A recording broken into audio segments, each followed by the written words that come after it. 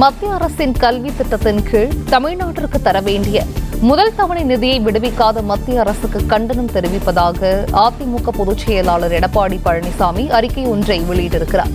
கூடுதல் விவரங்களை செய்தியாளர் ராஜகுமரன் வழங்க கேட்கலாம். ராஜகுமரன், வணக்கம். இது குறித்தான முழு விவரங்கள்.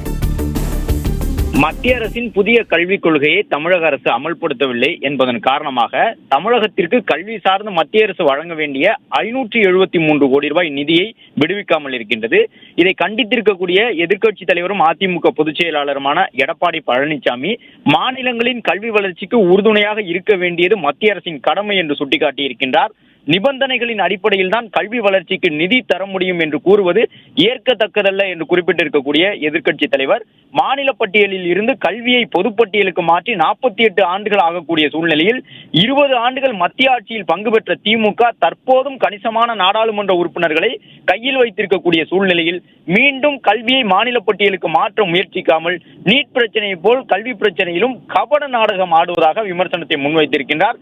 அது மட்டுமல்லாமல் ஒரே வார்த்தையில் அழைத்தோம், மத்திய ராணுவ அமைச்சரே நேரில் வந்து கருணாநிதி நாணயத்தை வெளியிட்டார் என்று முதலமைச்சர் கூறக்கூடிய சூழ்நிலையில், அதே போன்று ஒரே வார்த்தையில் கல்வியை மாநில பட்டியலுக்கு கொண்டு வராததும் நீட்டை ஒழிக்காததும் ஏன் என்று திமுகவிற்கு கேள்வி எழுப்பியிருக்கின்றார்.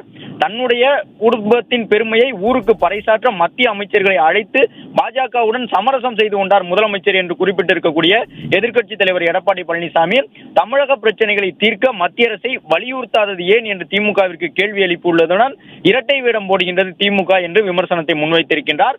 ஷமக்ரா ஷிஷா அபியான் என்ற திட்டத்தின் கீழ் மத்திய அரசு முதல் தவணை நிதியான 15,000 அந்த நிதியை விடுவிக்காததன் காரணமாக 15,000 ஆசிரியர்களுக்கு தமிழ்நாடு அரசால் சம்பளம் வழங்க முடியாத நிலை இருக்கின்றது. கல்வி உரிமை சட்டத்தில் தனியார் பள்ளிகளில் பயிலக்கூடிய ஏழை மாணவர்களுக்கான பள்ளி கட்டணத்தை மாநில அரசு விடுவிக்க முடியாமல் இருக்கின்றது என்றும் கூறியிருக்கின்றார்.